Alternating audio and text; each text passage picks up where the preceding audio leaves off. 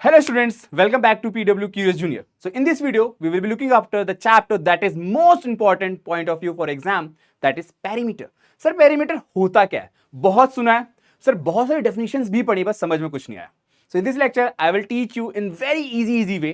तो समझते हैं बेटा कि perimeter होता क्या है and how we can find any perimeter of any figure, मतलब किसी भी फिगर का perimeter कैसे निकाल सकते हो simplest way में, वो चीजें सीखते हैं आज, right? सो स्टूडेंट्स, आज हम बात कर रहे हैं पेरीमीटर. सर शेप दिख रहा है, बढ़िया गार्डन दिख रहा है, मजा आ गया सर, मजा आ गया. मजे नहीं लेने भाई, आ जाओ कॉन्सेप्ट समझते हैं. देखो स्टूडेंट्स, पेरीमीटर होता क्या है? Perimeter is the total length of the boundary. Sir मतलब कुछ समझ नहीं आ रहा है. देखो बेटा, ये मान लेते हैं आपका बढ़िया वाला पार्क है, ठीक है. इसकी आपको दिख रही है बाउंड्री ब्लैक कलर से. हाँ सर, इतना तो दिख रहा है.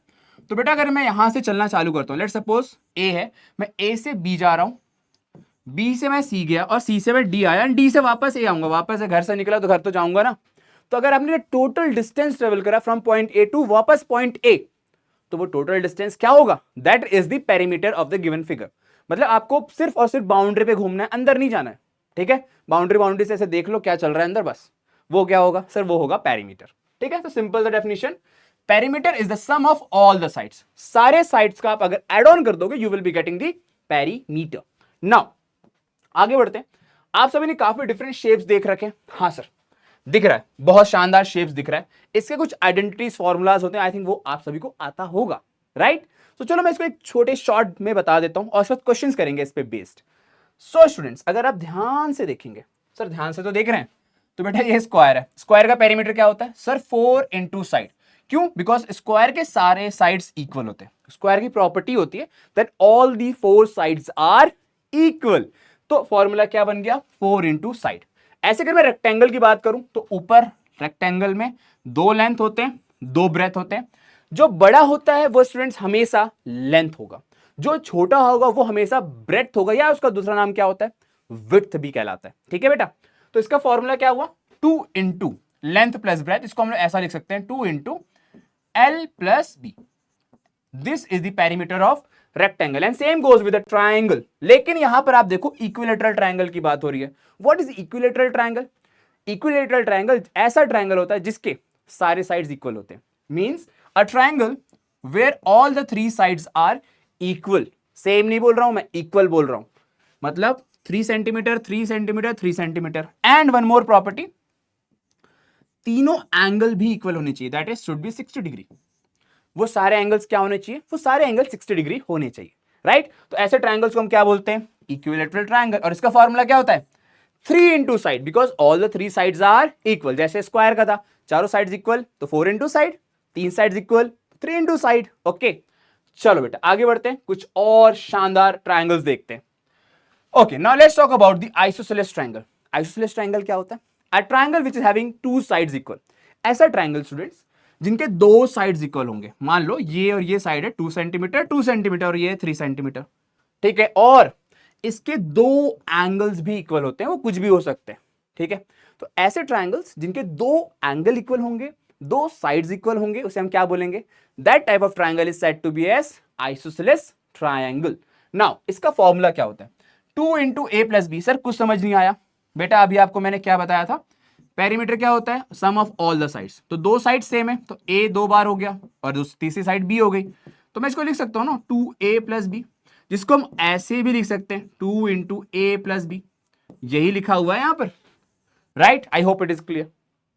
Now let's talk about the third triangle, that is scalene triangle. Sir scalene triangle जहां पर तीनों साइड्स अलग होंगी, तीनों साइड्स की लेंथ अलग होगी और तीनों एंगल की वैल्यू भी डिफरेंट होगी, right. A triangle where all the 3 sides are different. मतलब ये मान लो 2 का है, ये 3 है, ये 4 है.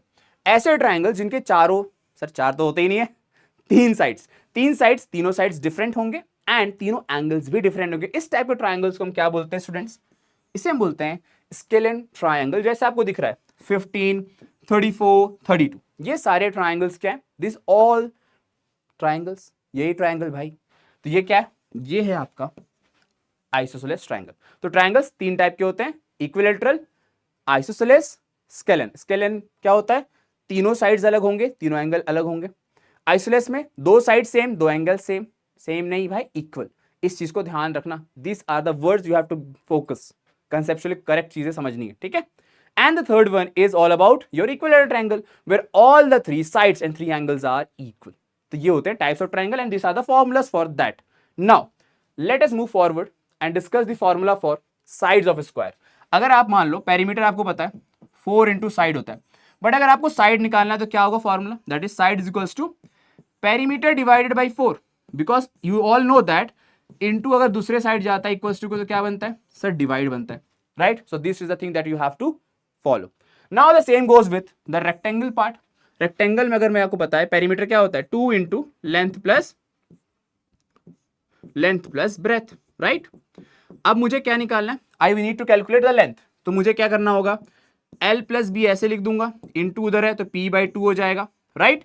And length equals to P by 2 plus B उधर जाके क्या हो जाएगा माइनस बी। तो ये बन गया आपका formula. I hope it is very clear. Now students आगे बढ़ते हैं and let's talk about the same for sides of equilateral triangle. तो पेरीमीटर क्या होता है 3 इंटू साइड, तो साइड क्या हो जाएगा perimeter divided by 3 equals to side, right. And the same goes for this irregular shapes. Irregular shapes क्या होते हैं, जिनके कोई भी साइड्स इक्वल नहीं होते। रेगुलर शेप्स होते हैं जिनके सारे साइड्स इक्वल होते हैं, ठीक है। ये चीजें याद रखनी, this are most conceptual thing that you have to take away. इसको दिमाग में रखना है, ठीक है। चलो आगे बढ़ते हैं। अब हम बात करते हैं इस फिगर की, how we can find the perimeter of the given shape. First of all मुझे आप कॉमेंट से बताओ ये आपको क्या लग रहा है, रेगुलर है या इर्रेगुलर है। सर दिख रहा है, देख के नहीं बताना है भाई। इर्रेगुलर क्यों, because all the sides are different, but आपको ये बताया गया था, you all know that the perimeter is the sum of all the sides. यही होता है, सारे साइड्स को ऐड करना होता है। यस सर यही होता है। बट स्टूडेंट्स क्या इसमें सारे साइड्स हैं, नहीं सर इसमें तो सारे साइड्स नहीं है। Then how we can find, दिमाग लगा के आ जाओ। देखो यहां से यहां तक की जो लेंथ है ये क्या है 15 है।